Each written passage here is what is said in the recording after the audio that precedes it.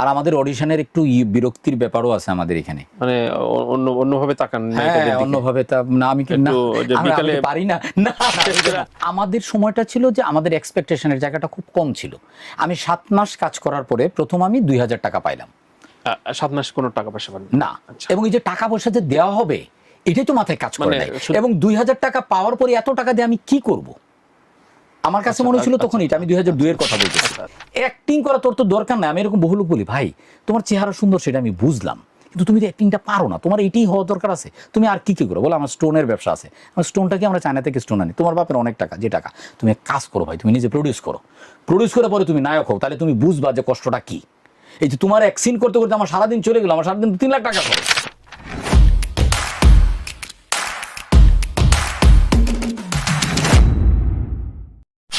কিংবা ধরেন যদি এটার একটা এক্সটেন্ডেড প্রশ্ন করি, সত্যিকার অর্থে তো কাস্টিং ডিরেক্টর হিসাবে ক্যারিয়ারকে গড়তে চায়, মানে এটা কি মানে এক্সিস্ট করে মানে আমাদের ইন্ডাস্ট্রিতে খুব বেশি? আমাদের ইন্ডাস্ট্রি তো নাই, তো থাকাটা তো খুব জরুরি, তাহলে তো আমাদের ডিরেক্টরদের উপরে প্রেশার, মানে প্রেশারটা কমে যেত আর কি। আচ্ছা, এইটাকে ডেভেলপ করা খুব জরুরি। মানে 2-4টা প্রোডাকশন ছাড়া আমি নায়িকাদের শুনি না যে আমি অডিশন দিছি। এটা হয়ই না এখানে। আর আমাদের অডিশনের একটু বিরক্তির ব্যাপারও আছে আমাদের এখানে, মানে অন্যভাবে তাকান অন্যভাবে না আমি বিকালে পারি না। শেষ করে আচ্ছা ঠিক আছে, বিকালে আপনার ডাটি বিকালে কফি শপে এসে ওইটা না, ওগুলো থাকে, ওগুলো হয়তো মানে ওভার দ্য ওয়ার্ল্ড ওগুলো থাকে। প্রেম মিটু হ্যাশট্যাগ খুঁচায় গুজে বের করার চেষ্টা করতেছে। না আমাদের ইন্ডাস্ট্রি অবস্থাটা জানতে যাচ্ছি। আচ্ছা, অপ্রিয় প্রশ্ন 2, আপনারা অ্যাসিস্ট্যান্ট যখন তরুণ ফ্রেশ একটা গ্রাম থেকে একটা ছেলে আসে, হ্যাঁ আপনিও এক সময় ছিলেন, কিন্তু আমি তো এখনো তরুণ, এখনো ফ্রেশ, এখন যায় তারা আকাশের তারা শুধু সরব হবেন জীবনরা, তাদের জরিমানা হবে, কিন্তু তাদের নাস্তা নাবুদ করে দেয়, কারণ 3rd কি 4th অ্যাসিস্ট্যান্ট বানায়, তার কোনো গোল থাকে না একটা পর্যায়ে, তার প্রচুর স্ট্রাগল হয়, সেটা প্রফেশনালিজম এর বাইরে অনেক কাজ করান তাকে দিয়ে।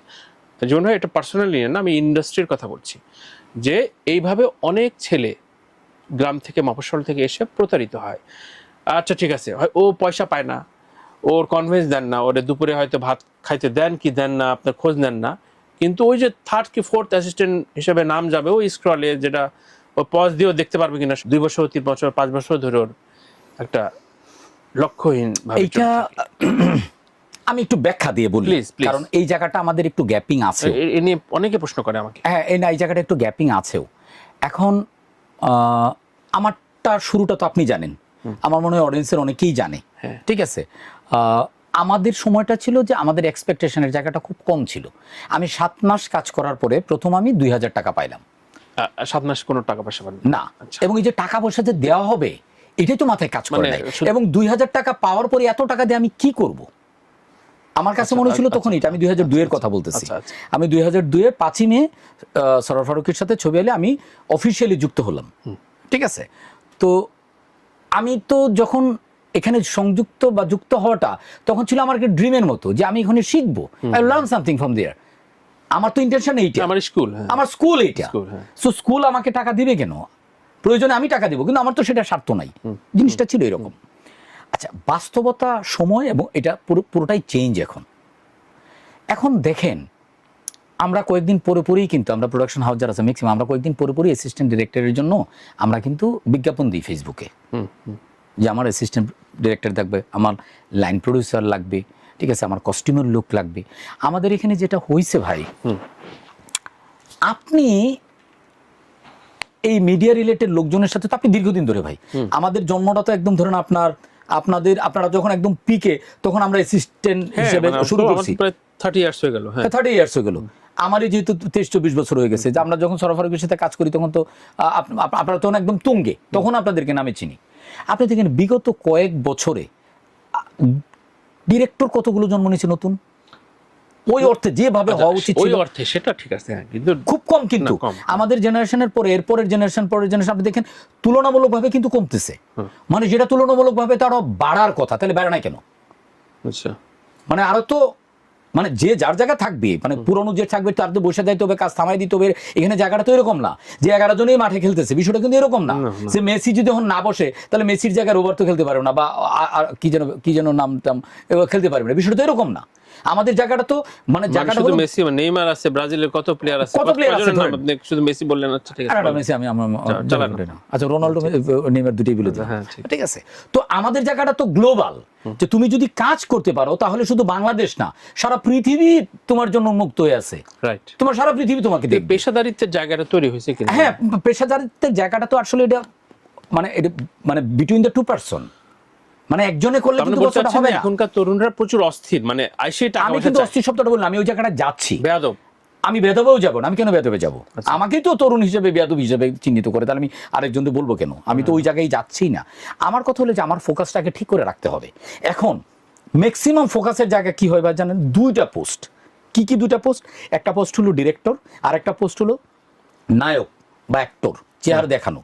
এইটা ছাড়া আরো যে 70টা পোস্ট আছে এখানে, ওই জায়গাটা যার যার মেধা অনুযায়ী। ধরেন একটা ছেলে ফটোগ্রাফি সেন্স ভালো, তাহলে তুই ক্যামেরাম্যান হও, কিংবা যার এডিটিং সেন্সটা ভালো, ইনবিল কিছু মানুষের থাকে না, 3 ইডিয়টসে যেটা দেখাইছে, তাহলে তুই ওইটা কর না, তোকে ডিরেক্টরই হইতে হবে। এখন ডিরেক্টর হইতে গিয়ে সবচেয়ে পচা ডিরেক্টরটা হয়, জীবনেও ডিরেক্টর হিসেবে ফোকাস করতে পারে না, কিন্তু সে ওইটাই হবে।